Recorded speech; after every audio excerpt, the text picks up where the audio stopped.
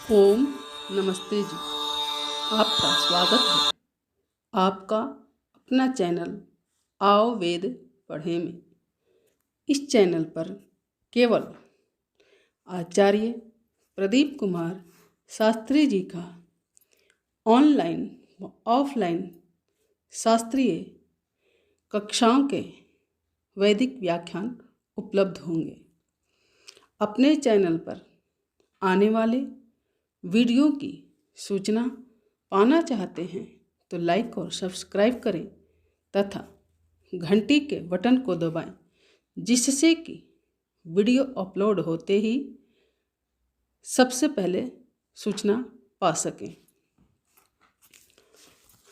वेद पढ़ें पढ़ाएं, सुने सुनाएं, वेद का संदेश घर घर पहुंचाएं। ऋषि ऋण को चुकाएं, अपना कर्तव्य निभाएं, जीवन सफल बनाएं।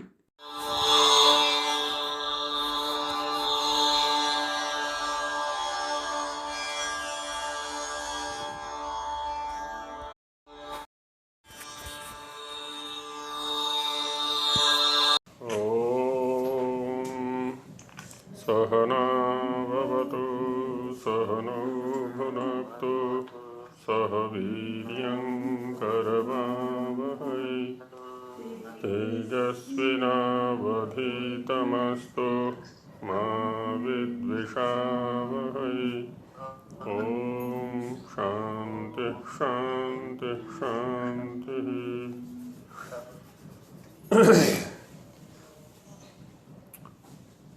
देवता विषय चल रहा है, जो कि हमारे जीवन में बहुत ही महत्वपूर्ण स्थान रखता है,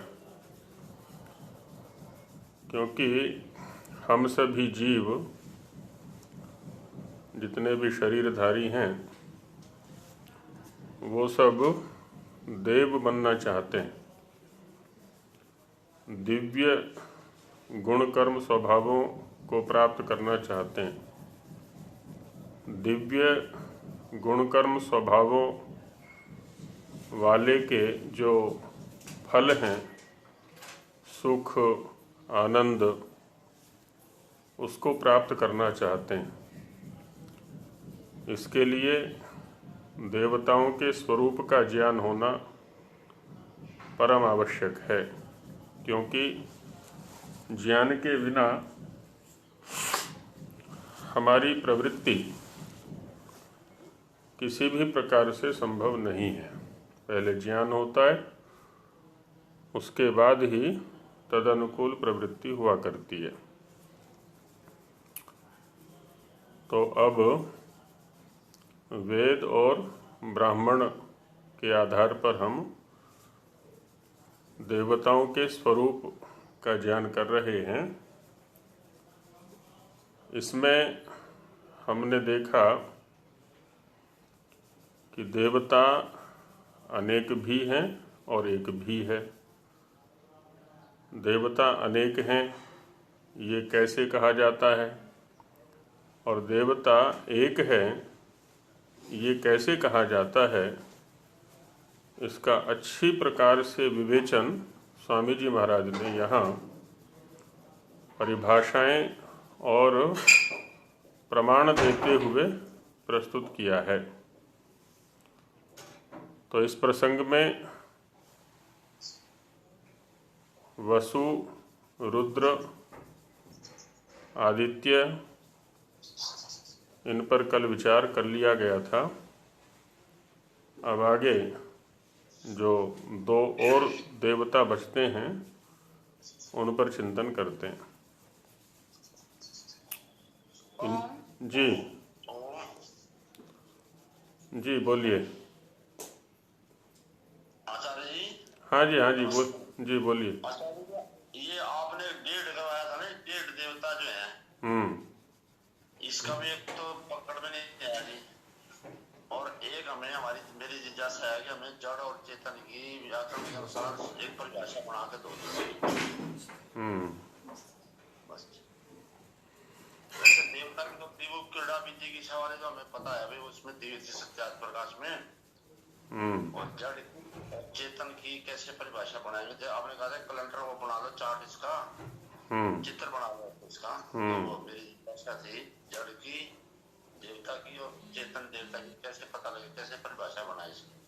ठीक है, तो इसमें पहला जो ज्ञातव्य है आपका वो था अध्यर्ध शब्द को लेकर के। जब अध्यर्ध देवता का प्रसंग चल रहा था तब मैंने कहा था कि सामान्य रूप से लौकिक संस्कृत में अध्यर्ध शब्द डेढ़ के लिए आता है। अधि आरूढ़म अर्धम अस्मिन इति अध्यर्धम, आधा चढ़ा हुआ है या अधिक है जिसमें, तो संख्याओं में कम से कम एक है, इसलिए एक को लेते हुए और एक के ऊपर आधा, एक से अधिक आधा, तो इस तरह से एक और आधा डेढ़ कहलाता है।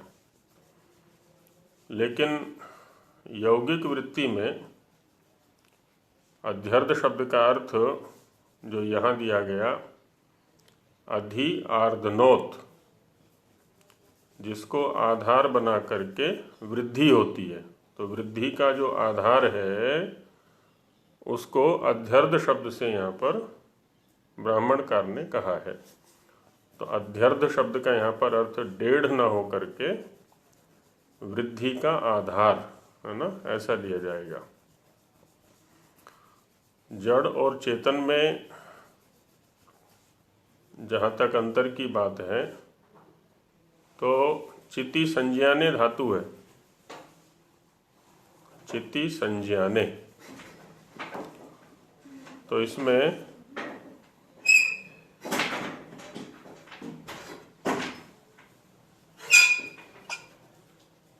संज्ञान में ज्ञा अवबोधने, तो जो व्यक्ति प्रतिक्षण संज्ञान में रहते हैं वो है चेतन। संज्ञान में रहते हैं से तात्पर्य है जिस व्यक्ति का प्रतिक्षण और प्रतिकण दोनों पर ध्यान रहता है कि मेरे लिए जो उपलब्ध ये क्षण है माने समय, और कण माने सामग्री, भौतिक सामग्री, जो मेरे उपयोग के लिए मिले हैं, है ना, दो ही वस्तुएं मिली हैं मुख्य रूप से मुझे, एक तो कुछ क्षण मिले हैं माने समय मिला है, और कुछ कण मिले हैं माने भौतिक सामग्री मिली है। इनका मैं सदुपयोग कर रहा हूँ अथवा दुरुपयोग कर रहा हूँ। लक्ष्य के अनुकूल जिस कार्य के लिए ये दोनों वस्तुएं मुझे मिली, यदि उनके अनुकूल, उस प्रयोजन के अनुकूल मैं इनका उपयोग कर रहा हूँ तब तो ये सदुपयोग है, और यदि उनके अनुकूल इनका उपयोग नहीं कर रहा हूँ तब ये दुरुपयोग कहलाएगा। और इस प्रकार का विवेचन सामर्थ्य रखने वाला और प्रतिक्षण विवेचन करने वाला जो व्यक्ति है वो चेतन कहलाएगा। सबसे ऊपर चेतन सत्ता है परमेश्वर, है ना, इसलिए उसको कहा जाता है ना सच्चिदानंद स्वरूप, चित्त शब्द वहाँ पर आया हुआ है। तो चित्त वो भी है जो सर्वोपरि सत्ता है, और चित्त माने चेतन, ये सभी जीव भी हैं। तो ये हमें सोचना है कि हमारी गिनती चेतन में है या जड़ में है। यदि प्रतिक्षण और प्रतिकण हमारा ध्यान है, प्रतिक्षण और प्रतिकण का उपयोग हम बुद्धिपूर्वक कर रहे हैं, ज्ञानपूर्वक कर रहे हैं, विवेचन पूर्वक कर रहे हैं, तब तो हमारी गिनती चेतन में हो जाएगी। और इसके विपरीत जो व्यवहार है, जहाँ संज्ञान नहीं है, क्षण और कण के प्रति किसी प्रकार का ध्यान नहीं है, वो सब जड़ में आ जाएगा,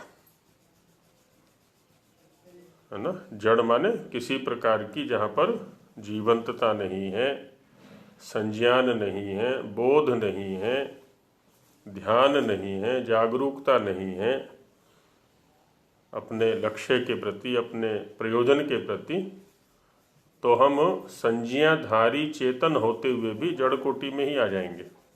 वो तो जड़ हैं ही, जो पर्वत आदि हैं, वृक्ष वनस्पति आदि हैं, वो तो जड़ हैं ही।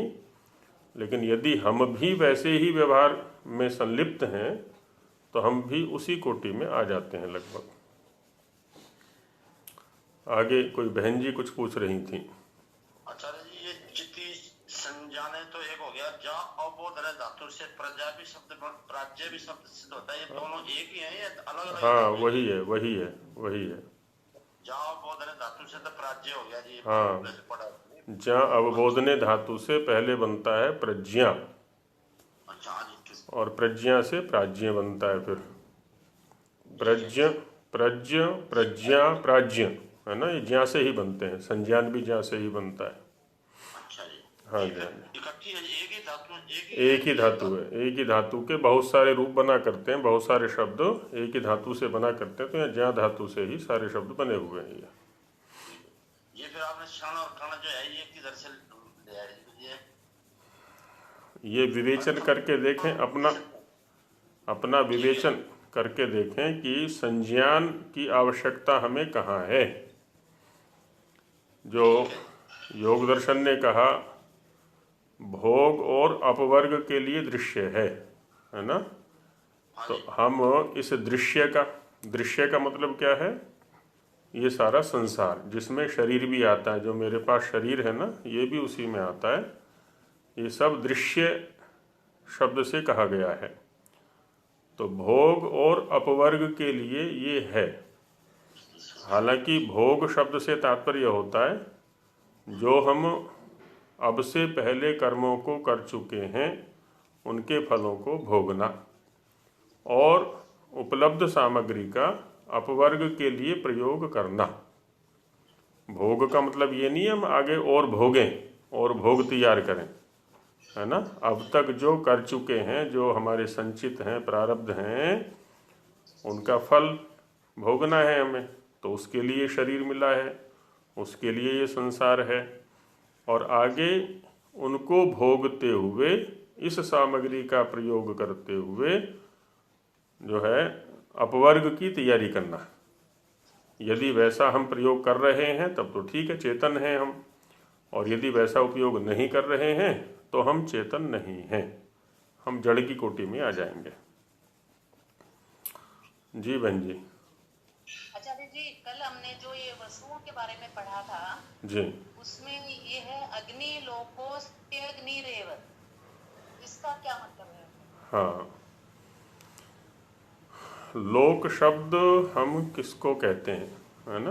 लोक शब्द से किसको कहा जाता है? लोक को हम कह सकते हैं, एक व्यावहारिक स्तर पर लोक शब्द संसार के लिए आ जाता है। वैसे लोक में और जो योग दर्शन में दृश्य कहा है ना, उसमें कोई अंतर नहीं है, क्योंकि वहाँ पर दृश्यते तदृश्यम, जो दिख रहा है, जो हमारी इंद्रियों का विषय बन रहा है, वो है दृश्य। और ऐसे ही लोक्री दर्शने धातु है, उधर दृश्य प्रेक्षणे धातु है और इधर लोक्री दर्शने। तो लोक्यते असौ लोकः का भी वही अर्थ है लगभग। जो दिख रहा है वह लोक है। अब कहते हैं अग्निलोक कौन सा है ये? अग्निलोक कौन सा है? तो कहते हैं जो ये अग्नि है ना, इसी को अग्निलोक कहेंगे हम। अग्निलोको अस्ति अग्निरेव, अग्नि ही अग्निलोक है, क्योंकि अग्नि भी तो दिख रहा है ना। होता क्या है, अलग अलग जगह पर है ना आचार्य जी, अग्नि तो कहीं अंतरिक्ष की अलग है, पृथ्वी की अलग है। सब एक में ही आ जाएगा। जब हम अग्नि शब्द से कह रहे हैं तो जहाँ जहाँ भी अग्नि है, वैसे निरुक्त के अंदर जो दैवत कांड है उसमें क्या है कि जहाँ वेद के अंदर अग्नि शब्द आता है तो वहाँ प्रधानता हमें पार्थिव अग्नि को देनी है, पृथ्वी पर जो अग्नि है। और यदि अग्नि शब्द अंतरिक्ष के संयोग से आता है या द्युलोक के संयोग से आता है, तो अंतरिक्ष के संयोग से जब अग्नि शब्द आएगा इसका मतलब हुआ कि वहाँ पर अग्नि शब्द विद्युत के लिए प्रयोग में है, क्योंकि अंतरिक्ष स्थानीय जो अग्नि है वो है विद्युत। और द्युलोक के संपर्क से यदि अग्नि शब्द आता है तो वो आदित्य के लिए आएगा, क्योंकि द्युलोक की जो अग्नि है वो आदित्य है। तो इसलिए इस प्रकार से मुख्य जो व्यवहार है अग्नि शब्द का वो पार्थिव है, पृथ्वी वाला जो अग्नि है उसके लिए होता है। बाकी तो सूर्य के अंदर जो प्रकाश है या ऊर्जा है वो भी तीनों लोकों में है, जो अंतरिक्ष में है, माने उसी के कारण से अंतरिक्ष वाले की सत्ता है और उसी के कारण से पृथ्वी वाले की सत्ता है। फिर भी यहाँ पर स्थान की दृष्टि से भेद कर दिया गया है, ऐसा रहता है जी। तो अग्नि को ही अग्निलोक ऐसा नाम दे दिया गया है यहाँ पर। तो इसमें होता क्या है, किसी भी शब्द का वैसे तो कई प्रकार से प्रयोग होता है, लेकिन व्याकरण में या कहें दार्शनिक जगत में एक सिद्धांत है कि समुदायेषु प्रवृत्ताः शब्दाः अवयवेष्वपि वर्तन्ते। समुदायों में जिन शब्दों का प्रयोग किया जाता है उनका उस समुदाय के अवयव में भी प्रयोग होता है। कैसे? जैसे एक दिन है ना, कोई माता जी चूल्हे के समीप बैठ कर के रोटियां बना रही थी। रोटी बेलने में या रोटी सेकने में वो दत्तचित्त थी कि इतने में ही एक अंगारा उनके कपड़ों के पास में आ गया और उन्होंने जो चादर ओढ़ी हुई थी उसमें उस अंगारे का संपर्क हो गया। गंध आई माता जी को तो देखा कि चादर का कोना जल गया है। उन्होंने अंगारे को अलग कर दिया। तो माता जी बोली, आज तो रोटी बनाते समय मेरी चादर जल गई। ये वाक्य सत्य है कि असत्य है? आज तो रोटी बनाते समय मेरी चादर जल गई, ठीक है वाक्य ये? सत्य लग रहा है आचार्य जी। चादर जली है कि चादर का कोना जला है? इसीलिए मैंने सिद्धांत पहले बता दिया था कि समुदाय में प्रवृत्त शब्द अवयवों में भी रहते हैं। माने यहाँ पर चादर के कोने के लिए भी चादर शब्द का प्रयोग है। जला तो चादर का कोना है, लेकिन वहाँ भी कह दिया कि मेरी चादर जल गई या मेरी साड़ी जल गई, हैं, आदि आदि शब्दों का प्रयोग करते हैं ना। ऐसे ही एक दिन प्रयोग किया एक व्यक्ति ने, आज मैंने घी खाया। संसार का सारा खा लिया, क्योंकि घी शब्द तो संसार में जितना भी घी पदार्थ है उसके लिए प्रयोग होता है। और उसने तो 1 चम्मच घी खाया था या 2 चम्मच घी खाया, जितनी भी खाने की क्षमता थी उसकी। तो वहाँ घी शब्द जो समुदाय में है ना, तो उसके अवयव में भी है। हम 1 चम्मच को भी घी ही बोलते हैं, 1 कुंटल को भी घी ही बोलते हैं। और ट्रक के ट्रक भरे रहते हैं, स्वामी जी के यहाँ से रोज़ निकलते हैं कई के ट्रक भर के पतंजलि घी के, तो उसको भी घी ही बोलते हैं। तो वैसे ही यहाँ पर लोक शब्द का प्रयोग जो है संपूर्ण संसार के लिए भी है, और उस संसार का जो एक अवयव है, जैसे हम अग्नि को लोक बोल देंगे, पृथ्वी को लोक बोल देंगे, आदित्य को लोक बोल देंगे, अंतरिक्ष को लोक बोल देंगे, है ना। यहाँ तक कि अपने घर को भी लोक बोल देंगे, है ना। जैसे मेंढक के लिए कुआं भी तो लोक ही है ना, वो कहते हैं कूप मंडूक। तो कुएं, मेंढक के लिए कुआं ही संसार होता है, आदि आदि। तो वैसे यहाँ पर भी लोक शब्द का प्रयोग हो गया है। हाँ जी, महात्मा जी कुछ कहना चाह रहे थे। इसमें अग्निश्री, पृथ्वी, वायु, ये जो इसमें जल नहीं आया। हाँ, ये उस दिन भी शंका की थी किन्हीं बहन जी ने कि जल शब्द का प्रयोग नहीं हो रहा है।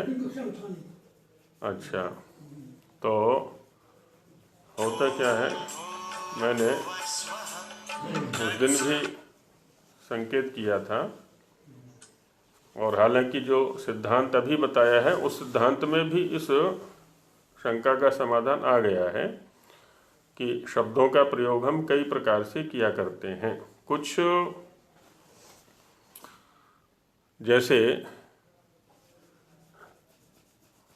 आपसे ही पूछा एक दिन एक व्यक्ति ने, आज आपने रोटी खाई कि नहीं खाई? और आपने कहा रोटी खा ली मैंने। अब उसने ये नहीं पूछा कि सब्जी भी खाई कि नहीं खाई, पानी पिया कि नहीं पिया, नमक खाया कि नहीं खाया। अब रोटी शब्द जो है यहाँ पर केवल रोटी के लिए नहीं है, और संपूर्ण भोजन के लिए है कि मध्याह्न में जो जो भी खा सकते हैं। संभव है आपने रोटी ना भी खाई हो, खिचड़ी खाई हो उस दिन, है तो भी रोटी शब्द क्या है यहाँ पर? रोटी के लिए नहीं है, अभी तो भोजन के लिए है, मध्याह्न के भोजन के लिए है। तो कुछ चीज़ें ऐसी हैं, अब जैसे जल के लिए आप कह रहे हैं, तो पृथ्वी आ गया तो उसके संयोग से जल भी ले लेंगे कि वो भी वास का हेतु है, ऐसे ग्रहण कर लिया जाता है। जी आगे बढ़े अब, और है कि नहीं क्या कुछ?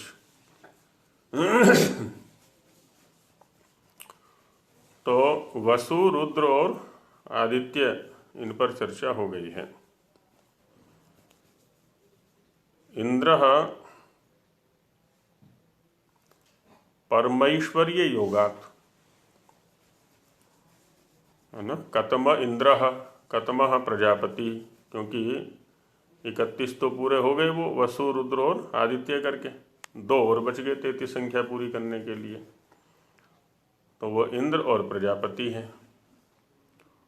तो इंद्र के लिए कहा था, तो इंद्र परमैश्वर्य योगात्, सत्यार्थ प्रकाश में भी इति परमैश्वर्य धातु से इंद्र शब्द को सिद्ध किया है, उणादि कोश में है ये। तो इति परमैश्वर्य से तात्पर्य इंद्र कौन होगा? जो परमैश्वर्यवान होगा। ऐश्वर्य तो हम सबके पास है, शरीर का ऐश्वर्य है, बुद्धि का ऐश्वर्य है, ज्ञान का ऐश्वर्य है, कुछ भौतिक ऐश्वर्य भी है, लेकिन थोड़ा थोड़ा है हमारे पास। हमारी अपेक्षा किसी अन्य के पास में अधिक है, उसकी अपेक्षा दूसरे के पास अधिक है। तो ऐसे बढ़ाते चले जाएं इसको,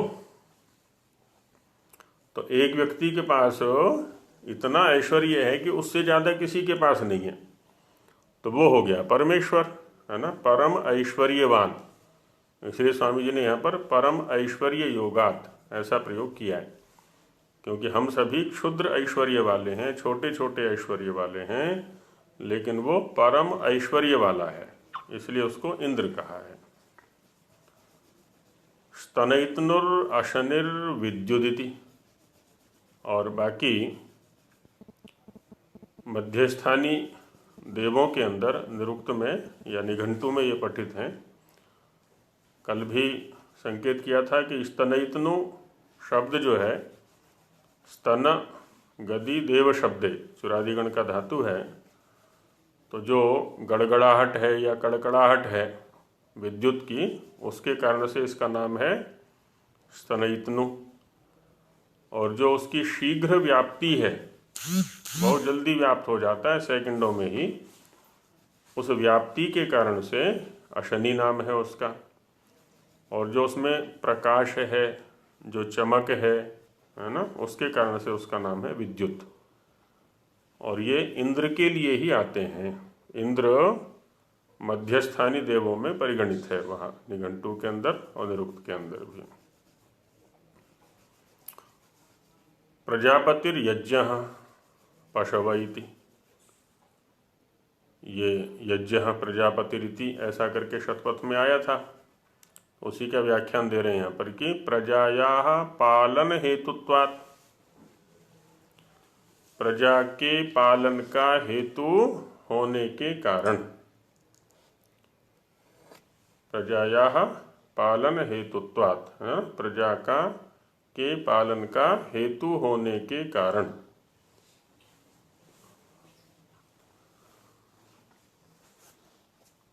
पशूनाम यज्ञस्य च प्रजापतिरिति गौणिकी संज्ञा कृतास्ति।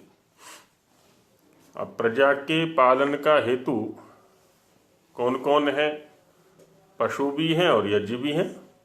यदि पशु ना हो तो शरीर को धारण करने के लिए जो भोग हमें चाहिए, दूध चाहिए, घी चाहिए, मक्खन चाहिए, लस्सी चाहिए, दही चाहिए, और भी बहुत सारे हैं।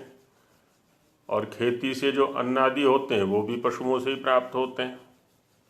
आजकल मशीनों से प्राप्त करने लगे हैं तो उनकी गुणवत्ता चली गई, भूमि की भी और अन्न दाल आदि की भी, फलों की भी, सबकी गुणवत्ता नष्ट हो चुकी। तो सभी प्रकार के भोगों की प्राप्ति में पशु हमारे सहयोगी हैं, इस प्रकार से वो प्रजापति हैं। और यज्ञ भी प्रजापति है। पीछे बहुत लंबी व्याख्या इस विषय को लेकर के आ गई थी कि यज्ञ से वायु और वृष्टि जल शुद्ध होते हैं, और वृष्टि यदि शुद्ध होगी तो इधर औषधि वनस्पति आदि शुद्ध होंगे, और जब ये शुद्ध रहेंगे सभी औषधि वनस्पति आदि, अन्न दाल फल आदि, तो उनका भक्षण हम करेंगे तो हम स्वस्थ रहेंगे और हमारी संतानें आगे स्वस्थ होंगी, निरोग होंगी। ये एक चक्रक व्यवस्था चल रही है। तो इसलिए क्या ना, यज्ञ भी प्रजापति है, क्योंकि प्रजापति का अर्थ होता है प्रजा का पालन करने वाला। तो जो भी प्रजा का पालन करने वाला है वो प्रजापति है। इसलिए यहाँ पर कहा पशूनाम यज्ञस्य च, पशुओं की और यज्ञ की प्रजापतिरिति गौणी की संज्ञा कृतास्ति, है ना। इन दोनों की जो ये संज्ञा है प्रजापति, वो गुण के आधार पर है। क्योंकि इन दोनों में ये गुण उपलब्ध होते हैं, इसलिए इनको माने मुख्य रूप से तो प्रजापति किसको कहेंगे हम? परमेश्वर को। और बाकी ये भी चूंकि उस क्रिया में सहयोगी हैं तो इसलिए इनको भी प्रजापति कह दिया है, गौण आधार लेते हुए। कुम्हार को प्रजापति कहते हैं ऐसे? हाँ जी मार्सी जी। यहाँ ऐसा लगता है ये जो पशु नाम शब्द है जी, क्या इससे ये संभावना हम कर सकते हैं कि पालन तो अविशेष पशु तो हमारा नहीं करते, लेकिन जैसे शरीर को चलाने में बैक्टीरिया आदि और दूसरे छोटे छोटे इस तरह की चीजें हैं, वह ना होगी तो हमारा जीवन अस्थिर हो जाएगा, चल ही नहीं सकता। नहीं, उस तरह से भी इसका अर्थ ले सकते, बिल्कुल ले सकते हैं, उसमें कोई हानि नहीं है। पशुओं के भी देखिए बहुत सारे विभाग हैं, हमने सामान्य रूप से यहाँ पर चर्चा कर ली है। पशुओं का विभाग हो गया ग्राम्य पशु, आरण्य पशु। अब आरण्य जो जंगली पशु हैं उनकी अपनी उपयोगिता है हमारे जीवन धारण करने में, ग्राम्य पशुओं की अपनी उपयोगिता है। बाकी जिन जीवाणु आदि की चर्चा आप कर रहे हैं वो ठीक है कि शरीर के धारण करने में, शरीर के संचालन में उनकी बहुत अधिक उपयोगिता है, पर उनके लिए शब्दांतर का प्रयोग होता है, जीवाणु आदि शब्दों का प्रयोग होता है या अणुकीट आदि शब्दों का प्रयोग होता है। पशु शब्द का प्रयोग उनके लिए उपलब्ध नहीं होता है। तो ये ठीक है, जीवन धारण में वो भी सहयोगी हैं, उसमें कोई दो राय नहीं है।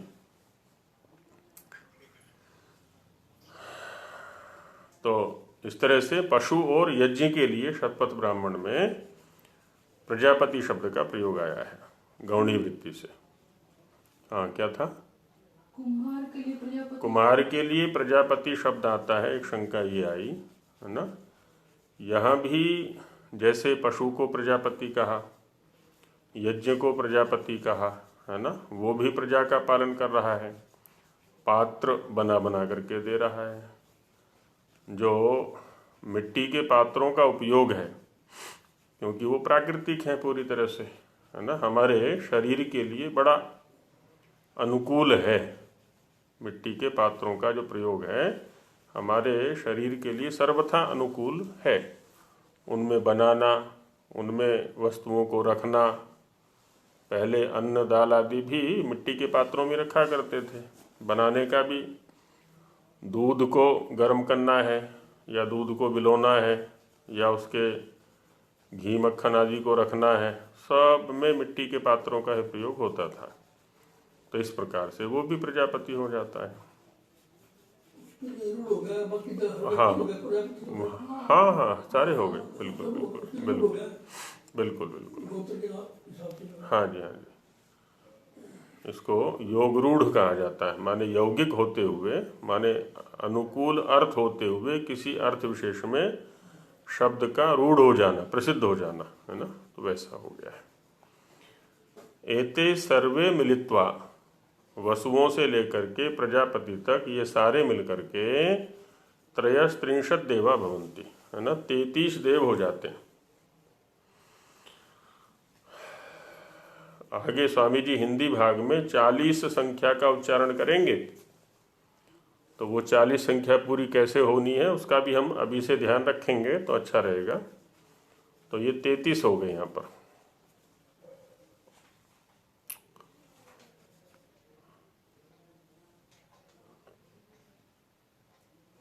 इंद्र और ये आ गया प्रजापति।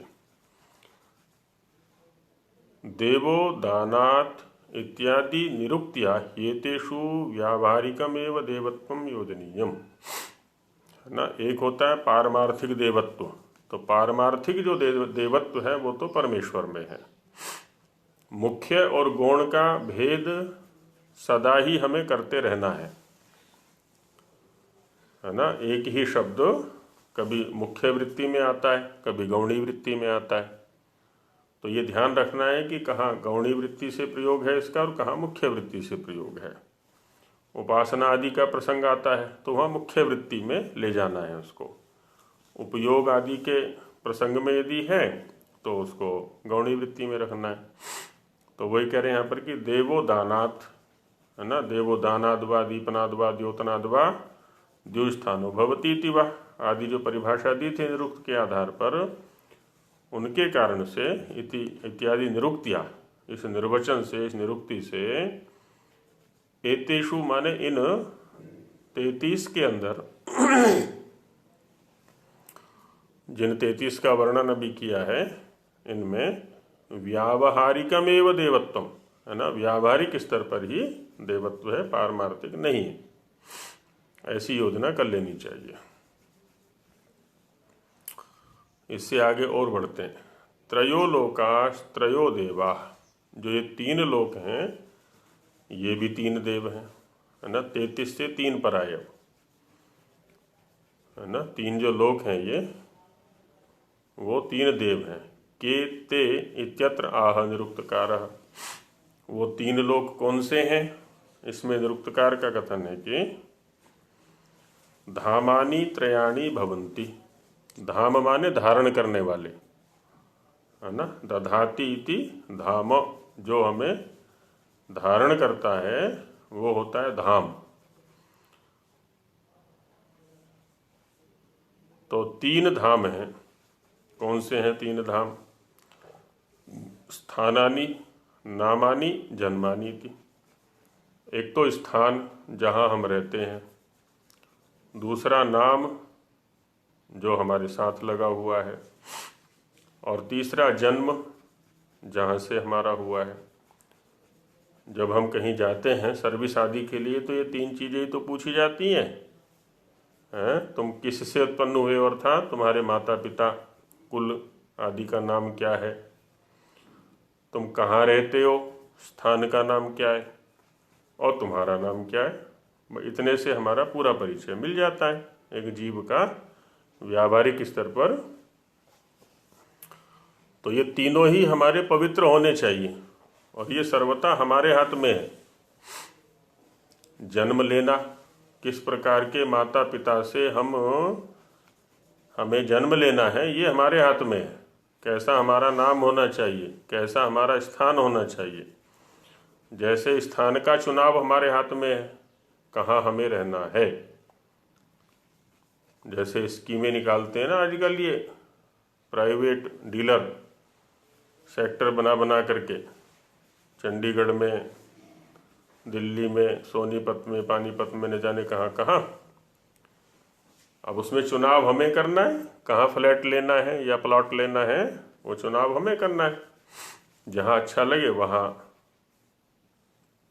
जो है आवेदन दे देते हैं हम कि हमें एक फ्लैट चाहिए या प्लॉट चाहिए। ठीक वैसे ही हमारे कर्मों के आधार पर ही हमारे माता पिता का चयन हो जाता है, क्योंकि हमारी योनि का, हमारे अगले शरीर का जो चयन है वो हमारे कर्मों के और ज्ञान के आधार पर ही होना है ना। विद्या कर्मणि जन्मांतरम समन्वार अभेते। हमारे जो विद्या और कर्म हैं वही जन्मांतर के हेतु बना करते हैं। तो हमें कैसे माता पिता से जन्म लेना है, किस योनि में जन्म लेना है, कैसा नाम चाहिए, आदि आदि सब कुछ अपने हाथ में। विद्वान के यहाँ लेना है कि योगी के यहाँ लेना है कि धनी के यहाँ लेना है कि राजा के यहाँ लेना है, ब्राह्मण के लेना है, आदि आदि जो भी है। तो जैसा चाहते हैं वैसा कर्म करना आरंभ कर दें। चाहने मात्र से नहीं होगा, है ना। तदनुकूल ज्ञान और कर्म ये होंगे तो निश्चित रूप से, क्योंकि ईश्वर तो न्यायकारी है। तो जैसी हमारी संपत्ति होगी, जैसी हमारी कमाई होगी, उसी के आधार पर हमें आगे का वाहन मिल जाएगा। तो ये तीनों हमारे पवित्र होने चाहिए, स्थान भी, नाम भी और जन्म भी। तो इनको क्या कहा, देव, ये दिव्य होने चाहिए। त्रयो लोका एत एव, और दिखाते हैं आगे शतपथ ब्राह्मण के आधार पर ही कि तीन लोक ये ही हैं। वागेवायम लोको, मनो अंतरिक्ष लोकः, प्राणो असौ लोकः। अब देखिए, पहले कई बार ये चर्चा की थी, यद ब्रह्मांडे तत्पिंडे तदेव च देवजन्याम। एक सूत्र है इस संपूर्ण ब्रह्मांड को या संपूर्ण सृष्टि को समझने का, कि जो ब्रह्मांड में स्थिति है, घटनाएं घट रही हैं, वही स्थिति इस पिंड माने शरीर के अंदर है। यहाँ भी वही घटनाएं घट रही हैं। और इन दोनों को समझाने के लिए देवयजनी जो यज्ञशाला है वो है। यज्ञशालाओं में भी जो मंत्र पूर्वक क्रियाएं की जा रही हैं वहाँ भी यही है। अब देखिए, ब्राह्मण का एक छोटा सा वाक्य यहाँ इस सिद्धांत को बता रहा है। जब ये कहा कि वागेवायम लोकः, अयम माने पृथ्वी, क्योंकि अयम शब्द का जो प्रयोग होता है ना, समीपस्थ वस्तु के लिए होता है। अब तीन लोक हैं, पृथ्वी लोक, अंतरिक्ष लोक और द्युलोक। तो पृथ्वी जो है हमारे सबसे समीप है, और समीपतम वस्तु के लिए ही हम अयम या इदम शब्दों का प्रयोग किया करते हैं। तो वैदिक वाङ्मय में जब लोकों के प्रसंग में अयम शब्द आता है, इसका मतलब ये पृथ्वी के लिए आया हुआ है ना, सर्वनाम ये पृथ्वी के लिए। तो अयम लोकः माने पृथ्वी लोकः।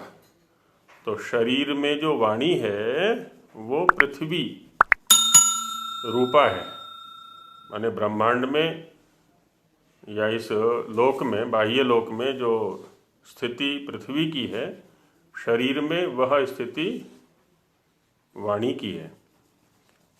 पृथ्वी हमें बहुत सारे भोग देती है, ये वाणी भी तो हमें सारे भोग देती है।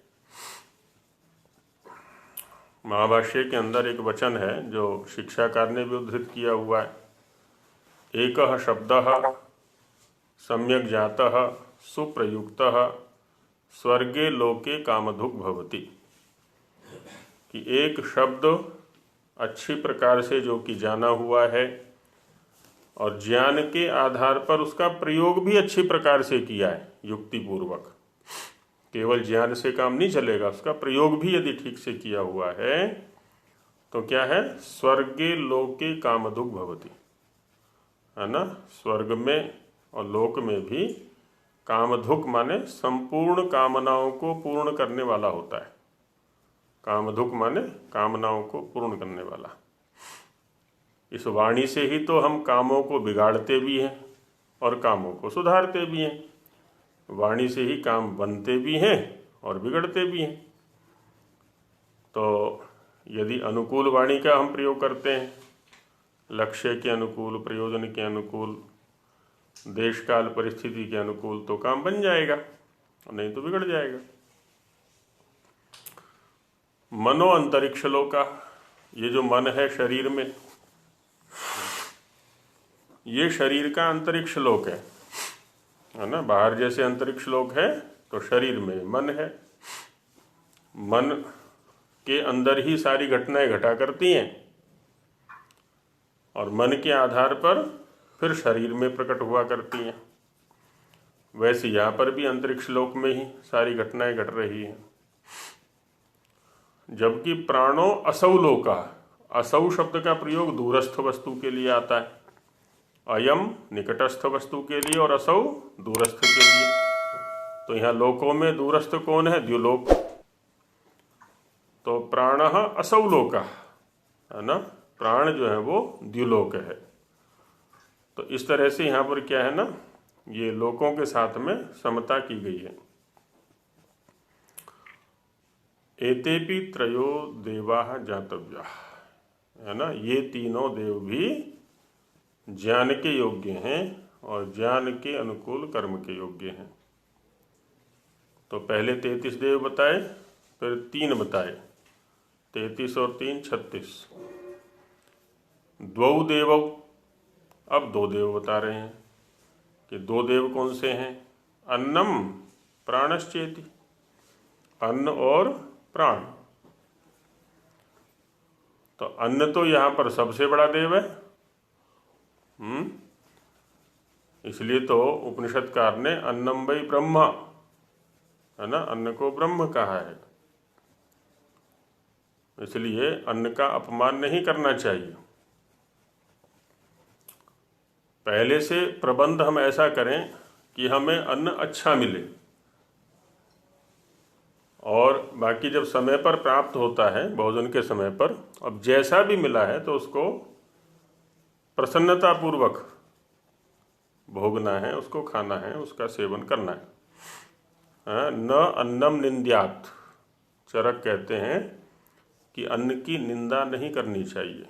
जो भोजन हमारे सामने आ गया, अब उसको करते समय, उसको ग्रहण करते समय किसी प्रकार का निंदा वचन, कटु वचन, क्रोध, आवेश आदि का प्रयोग नहीं करना है। उसका प्रेम पूर्वक सेवन करना है, क्योंकि वो ब्रह्म के समान है। ब्रह्म के समान है माने उसी के आधार पर हमारा शरीर संचालित होता है। ये स्थूल शरीर के स्तर पर है ना। ब्रह्म शब्द या किसी भी शब्द का ध्यान रखें हम, गौणी वृत्ति में प्रयोग है। बाकी प्रधान रूप से तो ब्रह्म शब्द परमेश्वर के लिए आता है। तो एक तो अन्न देव है और दूसरा प्राण देव है ना। प्राणों के द्वारा ये शरीर संचालित हो रहा है, प्राणों के द्वारा धारित हो रहा है। सभी लोक लोकांतर इस वायु के द्वारा ही धारित हो रहे हैं। शरीर की समस्त क्रियाएं, संसार की समस्त क्रियाएं प्राणों के द्वारा संचालित हो रही हैं। इसीलिए निरुक्तकार का एक कथन है कि याच काच बलकृति ही इंद्र कर्मैव तत्। जितने भी बल के कर्म हैं, शक्ति के कर्म हैं, वो सब इंद्र के कर्म हैं। इंद्र माने वायु, वहाँ पर इंद्र वायु के लिए आया हुआ है। तो प्राण अध्यर्धो ब्रह्मांडस्थः सूत्रात्मकाख्यः सर्वजगतो वृद्धिकरत्वात् वायुर्देवः। अध्यर्ध है ना, अध्यर्ध माने एक। अध्यर्ध की व्याख्या पहले कर चुके हैं जिसके अधीन सभी प्रकार की वृद्धियां होती हैं उसको अध्यर्थ कहते हैं। वो कौन है? ब्रह्मांडस्थ, संपूर्ण ब्रह्मांड में व्याप्त, संपूर्ण ब्रह्मांड में रहने वाला। सूत्रात्माख्य, सूत्र रूप में कार्य करने वाला। जैसे एक माला होती है ना, और माला में बहुत सारे मोती होते हैं, उन मोतियों को एक स्थान पर थामने का कार्य कौन करता है? सूत्र। जो सूत है, धागा है, तो धागा जो है वो उन सभी मणियों को एक सूत्र माने एक साथ थामने का काम करता है।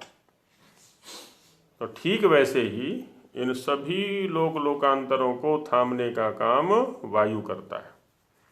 इनकी वृद्धि का, इनकी स्थिरता का, इनकी गति का, सभी प्रकार की गतिविधियों का जो आधार है वो है वायु। इसलिए कहा कि सूत्रात्माख्य, सूत्रात्मा नामक सर्व जगतो वृद्धि करत्वात्, संपूर्ण जगत की वृद्धि को करने वाला होने से वायुर्देव, वायु वो देव है। अब कितने हो गए ये? 33, 3, 36, 2, 38 और 1, 39। और स्वामी जी चर्चा करेंगे 40 की। तो 40 कैसे बनाएं? तो यहाँ पर प्रजापति और पशु, यज्ञ और पशु करके कह दिए थे ना, 2 कह दिए थे इन्होंने यहाँ पर, तो इनको 2 गिन लिया है, तो ऐसे 40 कर लिए हैं। आगे भी 40 की चर्चा करेंगे।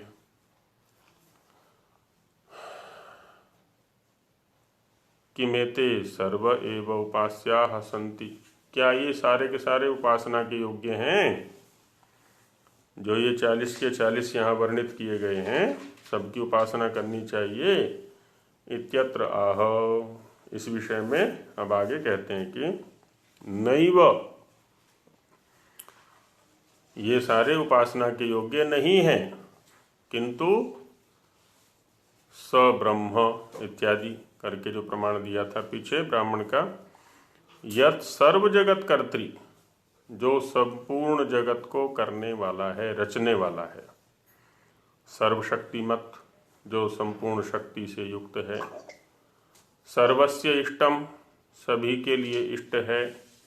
सर्वोपास्यम, सभी के लिए उपासना के योग्य है। सर्वाधारम, सभी का आधार है। सर्वव्यापकम, सर्वत्र व्यापक है। सर्व कारणम, सभी का कारण है। अनादि, है ना, जिसका कोई आदि नहीं है, आरंभ नहीं है। सच्चिदानंद स्वरूपम, सत्स्वरूप है, चित स्वरूप है और आनंद स्वरूप है जो कि, तो सच्चिदानंद स्वरूप है। अजम, जो अज है, कभी उत्पन्न नहीं होने वाला है। न्यायकारी, और सदा न्याय ही करने वाला है, न्याय करने के स्वभाव वाला है। इत्यादि विशेषण युक्तम ब्रह्मास्ति, इत्यादि विशेषणों से युक्त जो ब्रह्म है, स एव एको देवः चतुस्त्रिंशो वेदोक्त सिद्धांत प्रकाशितः, तो वह ही एकमात्र देव, जो कि चतुस्त्रिंशः 34वां 34वां वेदोक्त सिद्धांत प्रकाशितः, तो वेदोक्त सिद्धांतों के द्वारा जो प्रकाशित है, कौन? परमेश्वरो देवः, जो कि परमेश्वर देव है। वही सर्व मनुष्यैर उपास्योऽस्ति मन्यध्वम्, सभी मनुष्यों के लिए वही केवल उपासना के योग्य है, ऐसा समझें।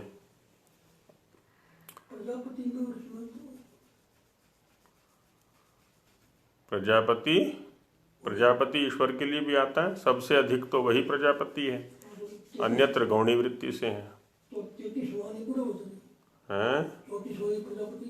हाँ, प्रजापति वही। तो यहाँ परमेश्वर के लिए व्याख्यान कर दिया स्वामी जी ने। ये वेदोक्त मार्ग परायणा, जो वेद के द्वारा उक्त जो मार्ग है वही जिनके लिए जो परायण है, परागति है ना, वेद के द्वारा उक्त मार्ग को ही जो परम गति समझते हैं कि इसके बिना हमारी गति नहीं है, सदगति नहीं है, अपितु दुर्गति ही दुर्गति है, ऐसा जो लोग समझते हैं। कौन? आर्या, जो आर्य लोग हैं। आर्य कौन है? जिनका परम धर्म क्या है? वेदों को पढ़ना पढ़ाना और सुनना सुनाना, है ना। आर्य नामधारी नहीं, अपितु आर्य क्रियाधारी, आर्य चरित्रधारी।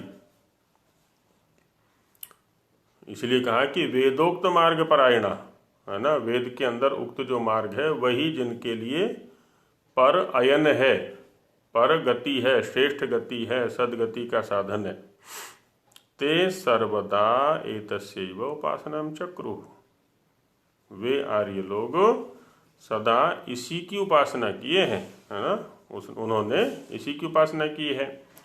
कुर्वन्ति, और करते भी हैं आज, और करिष्यन्ति च, करेंगे भी। इसलिए वो ब्रह्म ही एकमात्र उपास्य है, अन्य कोई नहीं। अस्माद् भिन्नस्य इष्टकरणेन उपासनेन च अनार्यत्वमेव मनुष्येषु सिद्ध्यति।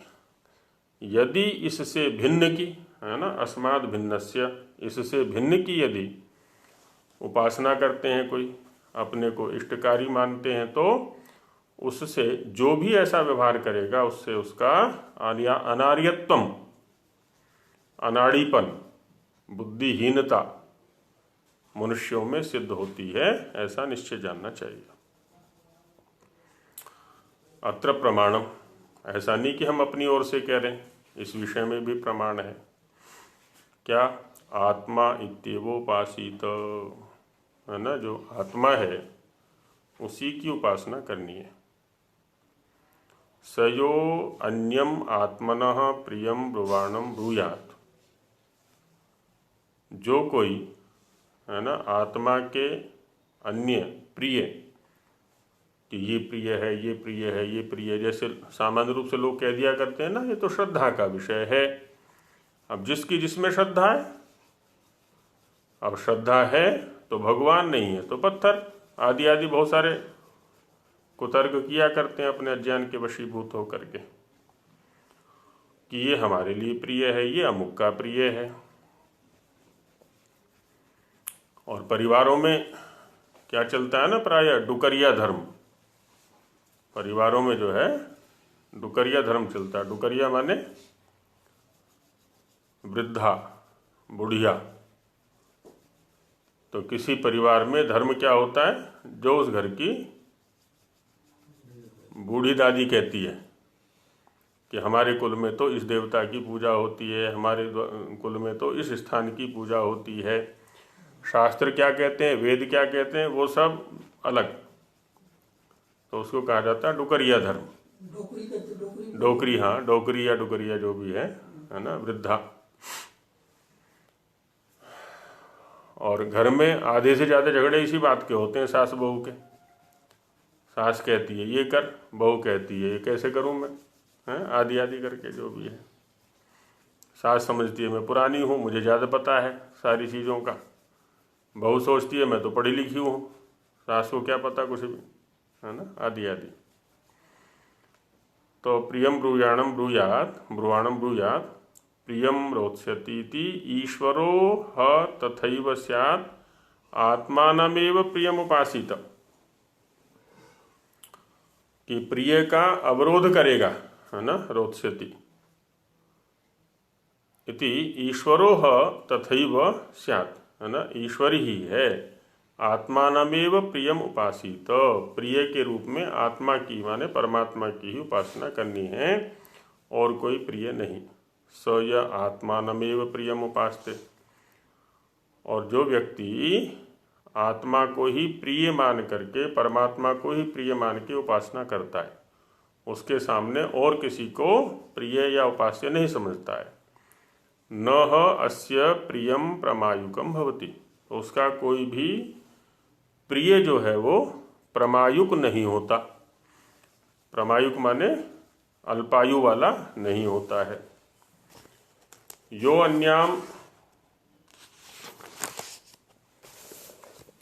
देवताम उपासते, जो उस आत्मा से अतिरिक्त किसी अन्य को देवता मान के उपासना करता है, न सवेद, वो नहीं जानता आत्मा के विषय में, परमात्मा के विषय में। यथा पशु एवं स देवानाम, देवों के मध्य में या देवों के विषय में वो वैसा ही है जैसे कि पशु होते हैं, क्योंकि पशुवत व्यवहार कर रहा है वो। इसलिए आत्मा माने परमात्मा की ही उपासना करनी है। अनेन आर्येतिहासेन, इस आर्यों के इतिहास से, शतपथ ब्राह्मण में जो कि कहा गया है ना, आर्यों का इतिहास क्या दिखाया यहाँ पर कि आर्य लोग एकमात्र उस परब्रह्म की ही उपासना किया करते थे। तो इससे विज्ञायते जाना जाता है कि न परमेश्वरम विहाय अन्यस्य उपासका आर्या आसन्निति।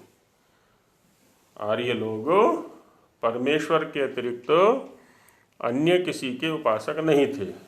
जो उन पर उनके विषय में आरोप लगाते हैं कि वो जड़ पूजक थे, तो अग्नि पूजक थे, तो प्रकृति पूजक थे, आदि आदि। प्रकृति की सुरक्षा करने के लिए प्रयत्न करना एक अलग बात है, लेकिन उपासना तो एकमात्र परमेश्वर की ही होती है, और किसी की नहीं। आर्य लोग भी ऐसा ही किया करते थे। अब इस विषय का जो हिंदी भाग है उस पर चर्चा कल करेंगे, अभी समय हो गया है। हाँ जी, विहाय माने छोड़कर। हाँ हाँ जी, हाँ। लोक में एक शब्द का प्रयोग आपने सुना होगा, जब झगड़ा होता है ना तो कहते हैं कि तुझे माप दूंगा। तो माप दूंगा का क्या अर्थ होता है? अभी तक तो पता नहीं तेरी आयु कितनी है, पर आज मेरे हाथ में है तेरी आयु कितनी है ना। तेरी आयु को मैं आज ही माप दूंगा। तो मांग माने धातु से सीधा कर दूंगा या माप दूंगा, है ना, आदि आदि शब्दों का प्रयोग करते हैं। तो वैसे यहाँ पर भी है, माने सीमित आयु वाले हो जाते हैं, माने अल्पायु वाले हो जाते हैं, ऐसा। क्योंकि प्रकृति की उपासना करेंगे तो अनित्य की उपासना करने से उसी के गुण उसमें आएंगे, फिर नित्य के नहीं आएंगे। इस दृष्टि से बाकी उपासना के ऊपर और चर्चा कल कर लेंगे। कल तो रविवार है, परसों होगा। ओम सहना भवतु सहनौ भुनक्तु सह वीर्यं करवावहै तेजस्विनावधीतमस्तु मा विद्विषावहै। ओम शांति शांति शांति। सभी को नमस्ते जी।